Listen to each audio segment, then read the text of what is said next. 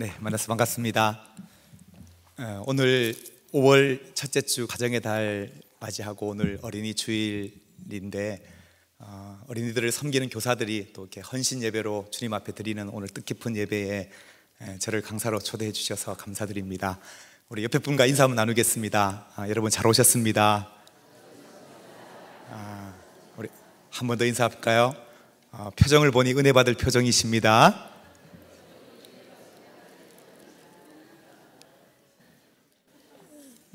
네, 저는 3년 전에 교회를 개척했습니다. 개척하고 지금 작은 교회를 섬기고 있는 목사입니다. 교사 헌신 예배 강사로 이렇게 연락을 받고 나서 제가 하나님께 상의를 먼저 드려야 되는데 아내에게 먼저 상의를 했습니다. 강사로 오라고 하는데 어떡할까 했더니 아내가 이제 개척하고 교회 아이들도 많지도 않은데 무슨 교사 헌신 예배에 가서 강사냐고 가지 말라는 겁니다. 그래서 아내는 가지 말라고 하고 또 초청하시는 목사님은 오라 하시고 제가 누구의 말을 들었을까요? 목사님의 말에 순종했습니다. 그래서 제가 이 자리에 서게 됐습니다. 실은 제가 개척하고 나서 제 마음 가운데 한기철 목사님과 중앙교회에 이렇게 빚진 마음이 있었습니다. 처음 제가 3년 전 개척을 할 때 목사님이 바쁘신 중에도 오셔서 격려도 해주시고 또 축하해 주셨고요. 그리고 제가 개척하고 나서 작년에 이제 저희 교단에 이렇게 들어오게 됐습니다. 교단에 가입할 때에도 또 목사님이 많이 또 끌어주시고 또 인도해 주셔서 또 교단에 들어오게 되어 또 교제를 나누게 되었습니다. 사실 오늘 오면서 늘 제 마음 가운데 그 빚진 마음이 있었는데 또 다른 곳이면 또 모르지만 또 목사님이 오라 하셔서 감사의 마음도 전하고 또 제가 그동안 사역하면서 하나님이 제게 주신 다음 세대에 대한 또 하나님의 또 부르심이 또 분명하고 또 제게 주신 은혜가 있기에 그 은혜를 또 여러 성도들과 또 오늘 특별히 교사들과 함께 나누기 위해서 이 자리에 섰습니다. 여러분 오늘 기대가 되십니까? 네, 오늘 이 시간에 또 하나님이 우리 중앙성결교회 공동체 가운데 또 다음 세대를 향한 하나님의 마음이 풀어질 수 있는 귀한 시간 되기를 주님의 이름으로 축복합니다. 제가 어느 몇 해 전 한 신문에 나온 기사를 하나 좀 읽어드리고 싶은데요. 이 기사의 내용은 이렇게 시작됩니다.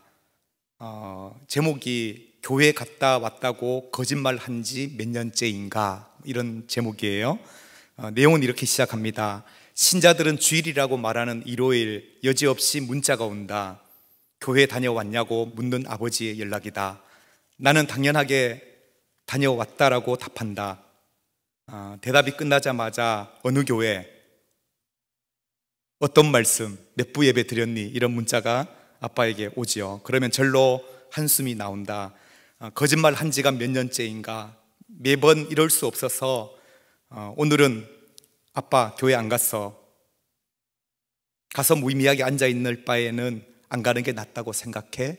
이러면서 아버지에게 자기의 솔직한 심정을 문자로 답변하는 아빠와 이제 딸의 주고받은 문자의 내용입니다. 사실 내용으로 봤을 때는 이 아이가 고등학교 때까지는 아마 부모님 품에서 교회를 잘 다녔던 것 같아요.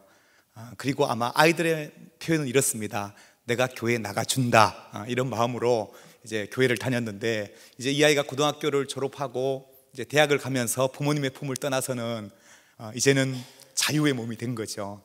교회를 안 나가는 거죠. 그런데 아빠는 맨날 문자가 오고 자기는 갔다고 거짓말치고 이것도 한두 번이지 이제는 내가 커밍아웃 해야 되겠다. 아빠, 난 무의미하게 교회에 앉아있기 싫어요. 교회 안 갔어요 라고 답하는 이런 문자의 내용입니다. 매주 교회 다녀왔냐라고 묻는 아빠, 그리고 다녀왔다고 거짓말하는 이 딸, 이 반복되는 대화 속에서 이 대화의 아빠는 실은 한 교회 목사님이세요. 저도 목사이고 저에게도 딸이 있는데 남의 일 같지가 않은 거예요. 지금은 저의 품에서 함께 주일이면 같이 교회에 오고 예배를 드리는데 이 아이가 과연 나의 품을 떠날 때 이 아이는 진정 하나님의 자녀로서 예배하는 삶을 살아갈 수 있을까? 이거는 저는 모든 부모들이 고민해야 될 고민이라고 생각합니다. 저도 인생을 생각해 보니까요, 자식들과 사는 시간이 그리 길지 않더라는 거죠. 우리의 인생을 80을 놓고 본다고 했을 때 불과 자녀와 함께 사는 인생이 짧으면 20, 길면 30, 요즘은 좀 늦어지기도 하지만 다 20대 후반이 되면 다 부모 곁을 떠난다라는 거죠. 우리가 그 짧은 시간 하나님이 우리의 자녀들을 우리에게 맡겨주시고 함께 하고 있는데 과연 우리의 자녀들에게 어떤 신앙을 우리가 물려줄 것인가, 저는 이 부분을 오늘 교사 헌신 예배로 드리는 교사들과 우리 성도들이 함께 또 고민하면서 또 하나님의 말씀을 나누었으면 합니다. 흔히 저는 청소년 사역을 좀 많이 했었는데요. 청소년들을 많이 만나서 대화를 해보면 이들의 공통적인 대화가 뭐냐면 이렇습니다. 은혜 받은 아이들은 물론 다르죠. 그런데 아직 자기 안에 체험이 없는 아이들은 뭐라고 말하냐면 나는 지금 어쩔 수 없이 교회 나갑니다. 교회 나가줍니다. 그러나 내가 고등학교 졸업하면 나는 이제 자유할 것입니다. 이렇게 아이들이 얘기한다는 거죠. 그런데 그 아이들이 사역 가운데 또 주님을 만나고 또 변화된 경험을 있을 때에 이들의 삶이 놀라는 것들을 변하는 것들을 보게 되는데요. 우리 보통 우스갯소리를 그러잖아요. 전도 못하면 어떻게 하라고요? 애라도 많이 낳아라 그러죠. 그래서 저는 그 소리 듣기 싫어서 아예 애를 셋을 낳고 교회를 개척했습니다. 그런데요, 여러분, 애를 낳는다고 다 그 애가 다 하나님의 자녀가 저절로 되나요? 절대 아니라는 거죠. 우리는 너무 쉽게 우리에게 주어진 맡겨주신 하나님의 귀한 자녀들을 우리는 너무나 무의미한 시간으로 그 20년을 보내버리는 가정들이 너무너무 많다라는 거죠. 그래서 하나님이 우리에게 맡겨주실 때 이 아이가 정말로 내가 믿는 그 하나님이 이 아이의 하나님이 될 수 있도록 우리가 정말로 기도하고 또 교회와 또 공동체가 또 교사들이 함께 힘을 모아서 우리의 다음 세대들에게 하나님의 신앙을 물려줄 수 있는 공동체가 되기를 주님의 이름으로 축복합니다. 저는 어느 한 선교단체 간사님의 딸 이야기를 좀 전해 들었는데요. 그 간사님의 딸이 이제 대학에 들어갔대요. 그래서 대학 신입생 수련회를 참석을 했는데 수련회에서 이제 서로 각자 인사 나누는 시간이 있었는데 자기 옆에 있는 아이가 이렇게 인사를 하더래요. 저는 이름은 뭐 아무개고 저는 천주교 신자입니다 라고 인사를 하더래요. 그래서 자기도 어떻게 인사할까 막 고민하고 있었는데 옆에 애가 마침 샘플을 보여줬잖아요. 자기도 인사하기를 안녕하세요, 저의 이름은 아무개고요, 저의 종교는 기독교입니다 라고 상냥하게 인사를 했대요. 그랬더니 갑자기 분위기가 이렇게 싸해지는 분위기, 여러분 그런 분위기 여러분 아십니까? 그러면서 야, 너 교회 다녔어? 이러는데 이 아이가 대답이 뭐냐? 나 가끔 다녀 이러고 말았다라는 거예요. 그리고 나서 이 아이가 집에 와서 간사님께 얘기를 하기를 이런 분위기였는데 많은 사람들이 나를 싸늘한 시선으로 바라볼 때 나는 그 자리에서 내가 매주 빠짐없이 교회를 다녔고 나는 하나님의 자녀라는 이야기를 떳떳하게 얘기하지 못했다라는 거죠. 저는 오늘 우리의 아이들이 처해 있는 환경이 어떠하냐면 내가 믿는 하나님, 내가 믿는 예수님, 나의 신앙을 떳떳하게 얘기하면 뭔가 사람들이 나를 이상한 눈으로 쳐다볼 그러한 시대 속에 우리가 살아가고 있다는 거죠. 예전에는 나의 신앙이 기독교인입니다, 나는 예수님을 믿습니다 그러면 그 사람은 신뢰할 만하다, 그 사람은 뭔가 믿을 만하다라고 이렇게 인정될 때가 있었지만 그러나 지금은 그렇지 않다라는 거죠. 오히려 내가 기독교인이라는 이유 때문에 더 핍박받게 되고 더 손해보게 되어 있는 그러한 시대 속에 우리의 자녀들이 지금 살고 있다라고 하는 사실이죠. 그래서 저는 사실 오늘 교사 헌신 예배 말씀을 준비하면서 우리의 자녀들이 그런 시대 속에 살아가고 있는 이때에 지금 오늘 우리가 교사로 부름받았다라는 것이 과연 어떤 의미가 있는가를 한번 생각을 해보았습니다. 이것은 단순히 우리가 교사를 부름받았다라는 게 그냥 내게 맡겨진 아이들 몇 명 주일날 같이 놀아주는 그런 의미가 아니라 저는 이 시대 속에 교사로의 부르심은 저는 특별한 하나님의 부르심이라고 확신합니다. 여러분 교사들도 그렇게 생각하십니까? 정말 지금 우리가 아이들을 가르치고 말씀 안에 양육한다는 것은 그 어느 시대보다 더욱더 하나님이 우리에게 주신 절박한 마음들이 없으면 이 사역을 감당하기 어렵다라고 하는 사실입니다. 교사라는 것은 물론 아이들이 변할 때 얼마나 기쁨이 있습니까? 내가 가르치던 아이들이 변화되고 예수님 만날 때 정말로 기쁨이 있습니다. 그동안의 눈물을 잊어버릴 만한 기쁨입니다. 그렇지만 교사로 섬긴다는 게 사실 쉬운 일이 아니잖아요, 그죠? 힘든 일입니다. 집에 자식 하나 키우는 것도 쉽지 않은데 남의 자식 부둥켜 안고 눈물로 기도하고 그 아이를 위해서 헌신한다는 게 결코 쉽지 않다고 생각합니다. 예전에 김일성은 남한에 못 쳐들어온 이유가 한국의 방위들 때문에 한국에 못 내려온다 그랬잖아요, 그죠? 요즘 김정일이는 무엇이 무서워서 못 내려온다고요? 중이가 무서워서 못 내려온다 그래요. 그래서 요즘 중이병, 중이가 되면 참 너무 힘들어요, 모든 부모들이. 근데 보세요, 집에 중이병 걸린 환자 한 명만 있어도 부모들이 거의 돌아가실 지경입니다. 어떻게 해야 될지 감당이 안 되는데, 그 중이병 환자 6명을 데리고 그것도 매주마다 성경 공부를 한다고 여러분 상상해 보십시오. 여기에 있는 우리 중등부 교사들은 대단하신 분들입니다. 우리 교사들에게 한번 옆에 분에게 인사합시다. 대단하십니다. 정말 대단하신 분들이에요. 정말로 말이 통하지 않고 그런 아이들을 위해서 눈물로 사역하시는 분들이 바로 오늘 이곳에 있는 교사 선생님들인데요. 저는 오늘 이 예배가 하나님이 교사들을 향한 위로가 있는 시간이 되기를 축복합니다. 그리고 우리가 더 하나님의 부르심 앞에 또 헌신의 자리로 한 걸음 더 나갈 수 있는 귀한 시간이 되기를 원합니다. 우리 옆에 분에게 그렇게 한번 인사를 한번 나눠봅시다. 여러분들도 다 자녀를 키워보셨잖아요, 그죠? 자녀를 키워보신 분들이니까 하나님의 마음을 담아서 자녀를 키우시느라, 또 선생님들은 아이들을 가르치느라 정말로 수고 많으셨습니다 라고 한번 인사 나눠볼까요? 수고 많으셨습니다. 자, 한 번 더 인사합시다. 하나님이 다 아십니다. 네. 자, 이렇게 인사하면은 교사들이 이렇게 눈물이 핑 돌아야 되는데 말입니다. 정말 이 멘트를 들으면 정말로 눈에서 울컥이 나와야 돼요. 울컥이 안 나오는 이유는 뭐냐? 두 가지일 것 같아요. 하나는 옆에 분들이 이렇게 영혼 없는 인사를 했다든가, 아니면 내가 그동안 교사로 섬기는 동안에 정말로 아이들 때문에 내가 울어본 경험이 없고, 아이들 때문에 가슴 아파해 본 경험이 없는 교사들은 이 감동을 모르겠죠. 우리 다시 한번 영혼을 담아서 한 번 더 인사합시다. 하나님이 선생님의 수고를 아십니다. 네, 오늘 우리가 사무엘상 2장 말씀을 읽었는데요. 사무엘 2장에는 두 가정을 소개하고 있어요. 한 가정은 엘리 제사장의 가정이 소개되고 있고요, 또 한 가정은 한나라고 하는 한 이름 없는 여인의 가정이 소개되고 있어요. 그런데 엘리 이 제사장은 그 당대의 대제사장이에요. 그리고 그에게는 두 아들이 있었는데 홈리와 비느하스라는 아들이 있었고요, 그리고 한나라는 여인은 원래 아이가 없었죠. 그런데 하나님 앞에 성전에 눈물로 기도해서 하나님께 얻은 아들이 있었는데, 아들이 누구예요?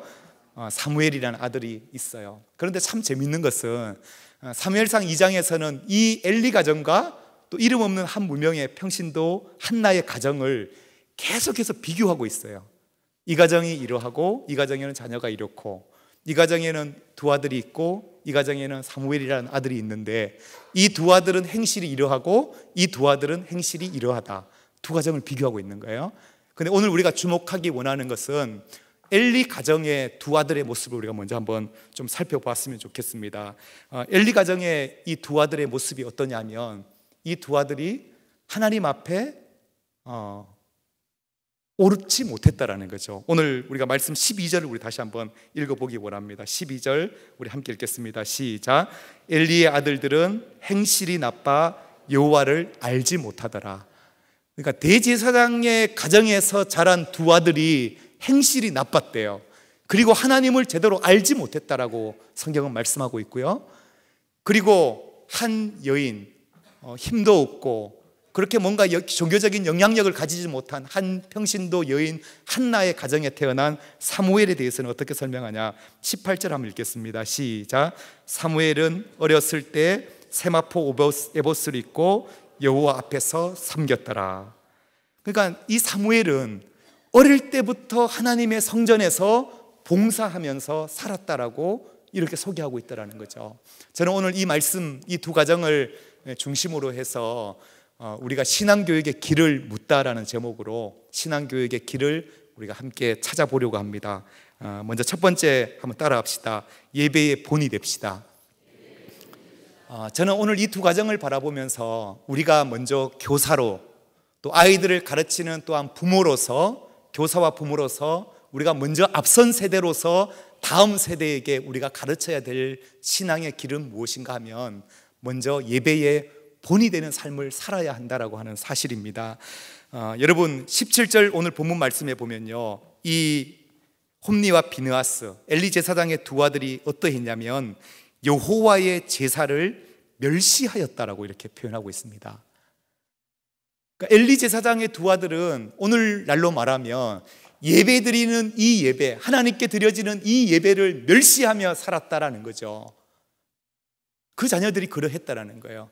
좀 더 구체적으로 13절 이후에 이렇게 표현합니다. 이들이요, 성전에서 제사를 돕는데 구약시대에는 짐승을 잡아서 하나님 앞에 제사를 드리고 이 짐승을 이제 고기를 삶아가지고 아마 제사 드린 제사장들과 아마 식구들이 같이 나눠 먹는가 봐요. 그런데 이들이 두 아들이 갈고리를 가마솥에 집어넣어가지고 살찐 고기를 끌어내가지고 자기들이 먼저 살찐 고기를 먹었다라는 거예요. 성전에서 그것도 하지 말아야 될 짓을 하면서 자랐다라는 거죠. 그런데 여기서 끝나지 않아요. 이들이 어떻게 하냐, 어떤 때는 하나님 앞에 제사를 드리러 백성들이 짐승을 잡아오며 아직 제사도 드리지 않은 상태인데, 제사도 드리지 않은 제물인데 그 제물을 날로 달라는 거예요. 날로 달라 그래가지고 그 고기를 자기들이 먼저 취하는 이러한 일을, 하나님의 제사를 멸시하는 일을 이들이 행했다라는 거죠. 여기서 끝나지 않습니다. 22절에 보면 성전에 그때 당시 해막문에서 일하는 여자들이 있었는데요, 그 여인들과 동침하기까지 하면서 성전을 더럽히는 일을 엘리의 두 아들이 행했다라고 하는 사실이죠. 저는 참 이걸 보면서 가슴이 아팠어요. 다른 집안의 애도 아니고 그때 당시 제사장 중에서도 가장 위에 있는 대제사장의 가정의 그 두 아들, 그들은 늘 아버지를 바라보면서 아버지가 제사를 섬기는 걸 보았을 테고, 그리고 자기들도 아버지를 도와서 제사를 같이 봉사하는 일을 했을 텐데 이들은 여호와 하나님을 알지 못했다라는 거예요. 하나님을 만나지 못한 거예요. 교회를 많이 다녔고 교회 일도 많이 했지만 진짜 알아야 될 그들 마음속에 하나님 여호와가 누군지 그 경험이 이들에게 없었다라는 거죠. 그러니까 하나님의 제사를 이렇게 욕되게 하고 멸시하는 일을 행했다라는 거죠. 참 무서운 일이죠. 저는 이 모습을 바라보면서 이것이 아버지로서의 자녀의 삶에 과연 어떤 영향을 끼쳤을까를 생각해 보게 된다는 거죠. 사무엘상 3장 1절에 보면 아이 사무엘이 엘리 앞에서 여호와를 섬길 때에 여호와의 말씀이 희귀하였고 이상이 흔히 보이지 않았다라고 말하고 있습니다. 여러분 사사시대 우리가 잘 알잖아요. 사사 400년은 암흑기예요. 지금 엘리 제사장 이 시대에는 가장 암흑기의 끝단, 그리고 엘리 제사장마저도 하나님 앞에 깨어있지 못하고 영적으로 바로 서 있지 못했기 때문에 그의 부모 밑에서 보고 자란 그의 아들들이 지금 이런 행동을 하고 있다는 거죠. 1장에 보면은 한나가 아들이 없어서 마음의 원통함을 가지고 성전에 기도하러 와요. 매일 성전에 나와서 정말로 눈물로 하나님께 자기의 심정을 통하는 기도를 하나님 앞에 드려요. 그런데 엘리 제사장이 뭐라고 말합니까? 너가 언제까지 술을 마실 거냐고, 포도주를 끊으라 얘기를 하죠.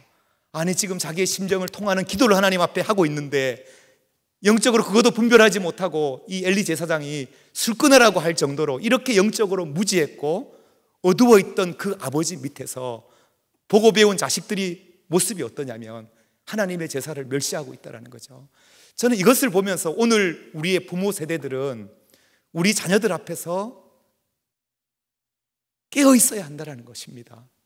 우리가 자녀들 앞에서 바로 서 있지 않으면 우리의 자녀들은 우리의 모습을 통해 오히려 하나님 앞에 나아오지 못하고 있다는 거죠.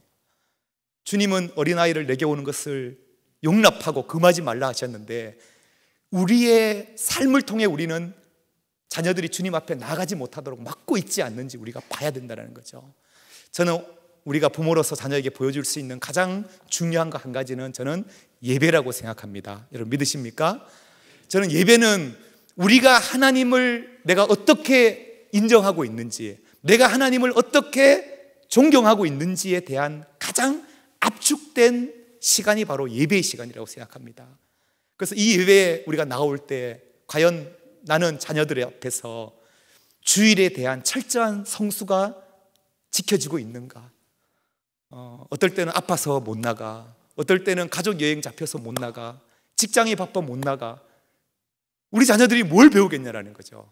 과연 살아계시고 천지를 지으신 하나님 앞에 예배드려야 될 우리의 부모님들이 바쁘다고 교회 안 나갈 정도의 신앙이라고 한다면 아이들이 뭘 보고 배우겠냐라는 거죠. 우리가 하나님 앞에 예배할 때, 찬양할 때 여러분 어떤 모습으로 찬양합니까? 콘서트장 가보면 청소년들이 거의 미친 듯이 애들이 열광하며 노래를 부르는데, 과연 우리는 살아계신 그 하나님 앞에 예배하면서 우리가 온 마음을 들이지 못하고 찬양하는 우리의 모습들, 하나님의 말씀에 대한 사모함이 없고 하나님 앞에 드릴 때 인색함으로 드리는 우리의 모습이 우리의 자녀들을 주님께 나아오는데 우리가 걸림이 되지 않아야 한다라고 하는 사실입니다. 저는 예배에 승리하는 부모들이 되기를 축복합니다. 교사들이 되기를 축복합니다. 저는 어린이부서 사역할 때 항상 예배의 방해꾼은 누구더냐 하면 교사가 예배의 방해꾼이더라고요. 여러분 조심하셔야 됩니다. 아이들을 조용시키느라고 교사들은 예배를 전혀 안 드립니다. 일을 하느라고 예배에 집중을 하지 못합니다. 그러나요, 저는 예배에 교사들이 가장 본이 되어야 될 것은 뭐냐 하면, 교사인 내가 나의 예배인 것처럼 이 어린이 예배에 집중하고 사모하고 은혜를 받으면 아이들은 따라오게 돼 있습니다. 여러분, 예배에 승리하는 저와 여러분이 되기를 주님의 이름으로 축복합니다. 저희 교회 한 집사님이 계시는데요, 이분은 남매를 이렇게 낳고 남편분을 일찍 여의셨어요. 그리고 이분은 늦게 예수님을 영접하고 이제 두 아이를 어렵게 일하면서 또 아이들을 양육하다 보니까 이 아이들이 좀 방황을 많이 했어요. 그래서 첫째 아이를 키울 때에는 이 남자아이가 학교도 고등학교 다니다가 자퇴해버리고, 그리고 친구들 어울리면서 뭐 술, 담배 뭐 하지 말아야 될 거 다 하면서 생활을 했어요. 그런데 이 어머니가 그래도 예수님을 만나고 나서 이분이 놓치지 않았던 건 뭐냐면은 아이들에게 예배드리는 시간만큼은 절대 타협을 하지 않았던 거예요. 그래서 아무리 너가 학교를 안 가더라도 교회는 가야 된다. 교회를 꼭 데리고 오신 거예요. 그리고 이 어머니도 힘든 일하고 자기도 피곤하지만 늘 새벽을 깨우면서 아이들에게를 위해서 기도해 준 거예요. 그래서 아이들의 인식 속에는 우리 엄마는 새벽마다 힘들지만 나를 위해서 기도한다라는 걸, 그거를 아이들이 보고 자랐어요. 그런데요, 이 어머님이 이제 이 큰아이 고3 때 이제 아이를 변화시켜 보겠다고 막 이적저적 찾아다니시다가 결국 제가 그때 섬겼던 라이저 코리아라고 하는 선교단체에 아이를 훈련에 계속 밀어넣은 거예요.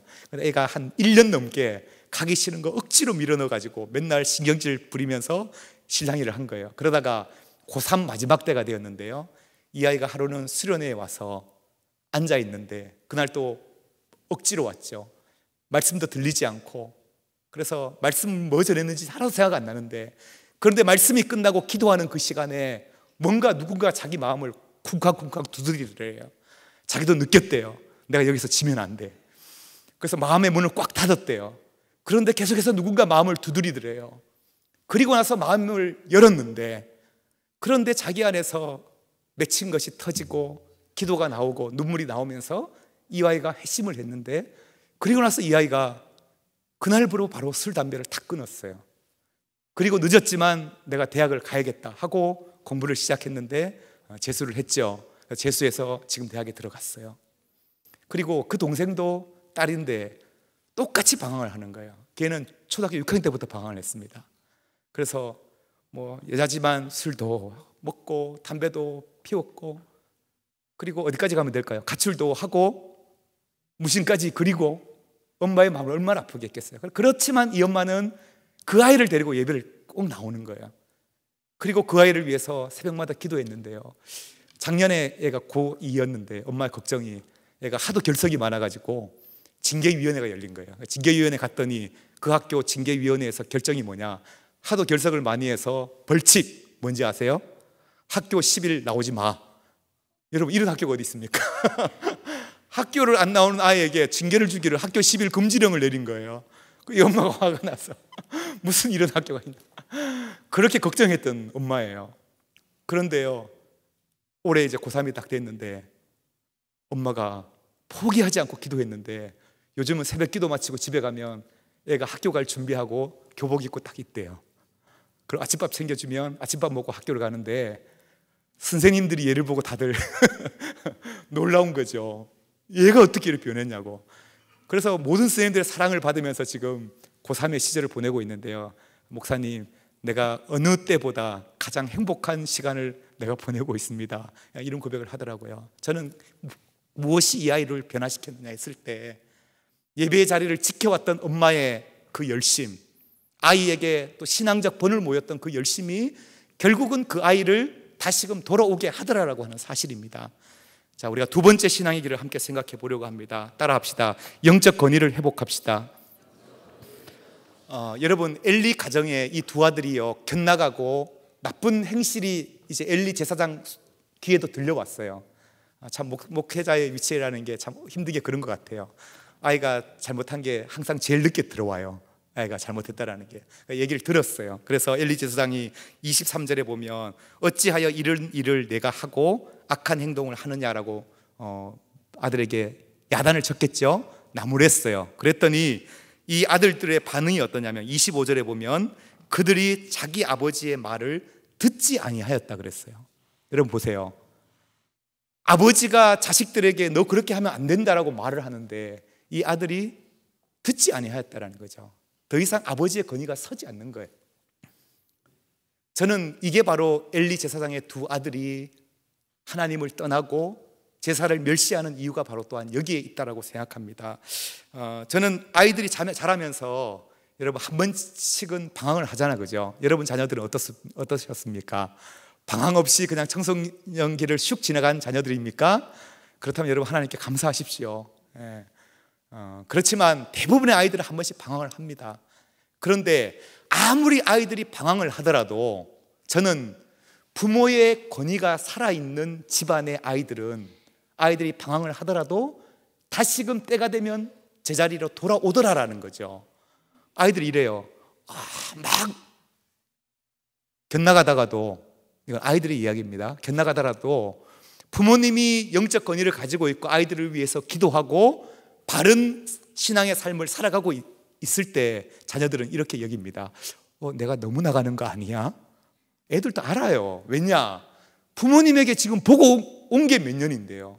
부모님의 삶을 봐온 게 1, 2년이 아닌데 자기들이 지금 친구를 따라 때로는 잠시 방황하고 때로는 곁길로 나가더라도 부모에게 봐왔던 삶이 있기 때문에 내가 이렇게 가면 안 되는데 너무 나가는 거 아니야. 자기 스스로 조절 능력이 있다라는 거죠. 그래서 반드시 돌아오더라라는 사실입니다. 그래서 저는 이렇게 비유를 해요. 부모의 권위는 아이에게 있어서 그 오뚜기 여러분 아시죠? 오뚜기가 왜 넘어졌다가 바로바로 씁니까? 이 밑에 무게 중심이 있잖아요, 그죠? 추가 무겁게 있기 때문에 아무리 넘어지더라도 다시 일어선다라는 거죠. 저는 우리의 가정에 부모의 영적 권위가 사라져버리면, 부모가 영적으로 자녀들에게 본이 되는 삶을 살지 못하면 자녀들은 끝까지 방황하게 돼요. 그러나 부모가 먼저 주님 앞에 바로 돌아올 때 우리의 자녀는 다시 돌아옵니다. 여러분 믿으십니까? 지금 여러분 자녀가 방황하고 있는 자녀들이 있습니까? 내가 가르치는 아이들이 지금 곁길로 나가 있는 아이들이 있습니까? 중요한 건 아이에 집중하지 마시고 부모인 내가 하나님 앞에 중심을 잡자라는 거예요. 내가 하나님 앞에 바로 서고 영적 권위가 회복되면 아이들은 돌아오게 된다라고 하는 사실입니다. 저는 그 은혜가 여러분의 가정에 또한 여러분의 공동체에 회복되기를 주님의 이름으로 축복합니다. 레슬리 유비긴이라는 선교사님이 계시는데요. 이 선교사님은 영국 태생이시고 거의 35년간 인도에서 사역하신 선교사님이세요. 그런데 이분이 자기 모국 교회인 영국 교회가 자기를 후원해서 자기는 복음이 들어가지 않는 인도 땅에 가서 35년간을 평생을 사역하고 돌아와서 은퇴 나이가 되어 돌아오셨어요. 그래서 영국 교회에 어느 한 신학교에 가서 강의를 하시는데요, 강의하면서 이분이 충격을 먹은 거예요. 아니, 나는 우리 모국교회가 파송해서 선교지에서 선교를 하고 왔는데 35년 뒤 돌아와 봤더니 지금 모국에 우리의 다음 세대들에게 내가 신학생들에게 그것도 복음을 전하는데 십자가를 이야기하고 부활을 이야기하는데 이 신학생들이 이상한 눈빛으로 자기를 쳐다보고 있더라는 거죠. 도대체 이게 뭔가? 선교라는 게 과연 뭔가? 나는 선교지에서 그렇게 선교하고 왔는데 막상 돌아와 보니 우리의 다음 세대들은 다 하나님을 떠나 있는 상태에 되어버린 그 모습을 바라보면서 선교라는 것이 단순히 지역적 의미의 선교는 끝이 났다라는 거죠. 그래서 원래 그 선교학에서도 선교 전략가이신 루이스 부시 목사님이 템포리 윈도를 처음 얘기하셨던 분이에요. 이분은 위도 10에서 40 사이에 있는 미전도 종족이 몰려있는 그 지역에 선교를 집중해야 된다고 말씀하셨던 분이세요. 그런데 이분이 20년 뒤인 2010년도에 어떤 말씀을 하셨냐면 414 윈도를 새롭게 얘기하셨어요. 이건 뭐냐면은 4세에서 14세라는 거죠. 그러니까 하나님이 우리에게 주신 약속의 땅은 지역 개념을 이제 넘어서야 된다는 거죠. 4세에서 14세까지 가장 복음의 수용성이 좋은 그 세대의 아이들에게 선교를 집중하지 않으면 우리는 우리의 다음 세대 약속의 땅을 사단에게 빼앗길 수밖에 없다라는 이 얘기를 하고 계세요.